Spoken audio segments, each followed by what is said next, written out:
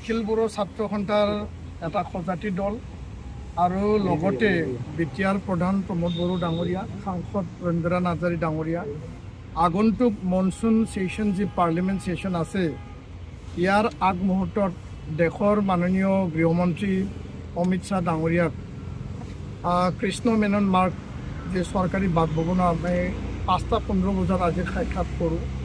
আৰু সাক্ষাতৰ মূল উদ্দেশ্যটো আছিল যে আগন্তুক যে পাৰ্লিমেণ্ট সেশন হ'ব ইয়াত বিটিআৰ চুক্তি অনুসৰি যে 4.3 দফা আছে, 125 সংবিধান সংশোধনী বিধেয়ক আৰু আৰ্টিকল 280 এই বিধেয়ক পাৰিত কৰিব লাগে। কাৰ্বি আংলঙৰ বড়ো কছাৰীক পাৰ্বত্য জিলাৰ মৰ্যাদা প্ৰদান কৰিব লাগে বড়ো চুক্তি অনুসৰি, আৰু কাৰ্বিসকলক ভৈয়ামৰ জনজাতি মৰ্যাদা প্ৰদান কৰিব লাগে। বিটিআৰত শোণিতপুৰ বিশ্বনাথৰ অধিক গাঁও অন্তৰ্ভুক্ত কৰিব লাগে। আৰু NDBৰ যি ৰঞ্জন দৈমাৰী সহ আন কেডাৰ 6গৰাকী তেওঁলোকৰ এতিয়াও জেলত আছে, তেওঁলোকক মোকলাই দিব লাগে। গৃহমন্ত্ৰীয়ে আশ্বাস দিছে যিবিলাক 60গৰাকী তেওঁলোকে জেলত আবদ্ধ হৈ আছিল অলৰেডি তেওঁলোকক মুকলি কৰি দিয়া হৈছে। ইয়াৰ কাৰণে মই দেশৰ গৃহমন্ত্ৰী ডাঙৰীয়া আৰু অসমৰ মাননীয় মুখ্যমন্ত্ৰী ডক্টৰ হিমন্ত বিশ্ব শৰ্মা ডাঙৰীয়া, দেশৰ গৃহমন্ত্ৰী অমিত শ্বাহ ডাঙৰীয়াক ধন্যবাদ মই জনাইছোঁ। NIA কেছটো নিজৰ অধীনত আনি পেলাই তেওঁলোকক জেলৰ পৰা মুকলি দিয়াৰ কাৰণে।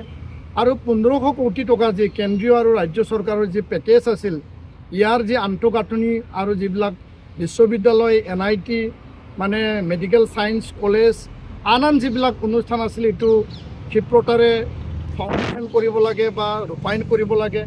আৰু লগতে যি পাৰামিলিটাৰী আৰু আৰ্মিত নিযুক্তিৰ যি কথা আছিল সেই 6টা দফাক লৈ পেলাই আমি আজি গৃহমন্ত্ৰী ডাঙৰীয়াক আমি সাক্ষাৎকালত আমি তেখেতক অৱগত কৰিছোঁ।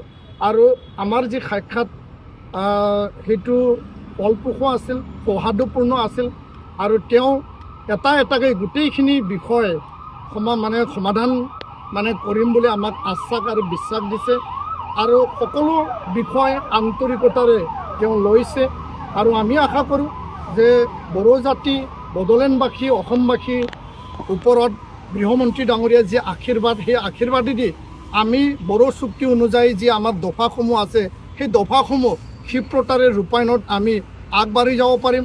আৰু প্ৰধানমন্ত্ৰী ডাঙৰীয়া, গৃহমন্ত্ৰী ডাঙৰীয়া, অসমৰ মুখ্যমন্ত্ৰী ডাঙৰীয়াৰ এই যি আশীৰ্বাদ আৰু চুক্তিত যি এই দফাক ৰূপায়ণৰ ক্ষেত্ৰত যি আগভাগ তাৰ কাৰণে আমি কৃতজ্ঞতা আৰু ধন্যবাদ মই নিখিল বড়ো ছাত্ৰ সন্থা বড়ো জাতিৰ হৈ ধন্যবাদ জ্ঞাপন কৰিছোঁ।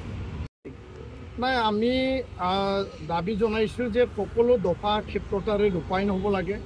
আৰু আগন্তুক 6 মাহত, আজিৰ পৰা আগন্তুক 6 মাহ 2026ৰ আগে প্ৰতিটো দফা নিষ্পত্তি হ'ব লাগে, ৰূপায়ণ হ'ব লাগে, সমাধান হ'ব লাগে।